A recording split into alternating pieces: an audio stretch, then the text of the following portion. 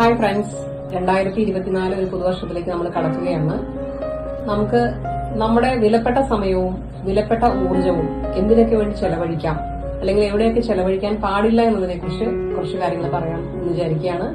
ഞാൻ doctor Rashmi, functional medicine insight health, Thrissur. ആദ്യമായിട്ട് നമുക്ക് പറയാനുള്ളത്, നമ്മളുടെ വിലപ്പെട്ട സമയവും ഊർജവും അത് ചെലവഴിക്കുമ്പോൾ നമുക്ക് താങ്ങാവുന്ന ആൾക്കാർക്ക് വേണ്ടി മാത്രമേ അത് ചെലവഴിക്കാൻ പാടുകയുള്ളൂ. രണ്ടാമത്തെ കാര്യം, നമ്മളെപ്പറ്റി മറ്റുള്ളവർ എന്ത് വിചാരിക്കും എന്ന് ആലോചിച്ചുകൊണ്ട് അതിനു വേണ്ടിയിട്ട് സമയവും ഊർജവും പാഴാക്കരുത്.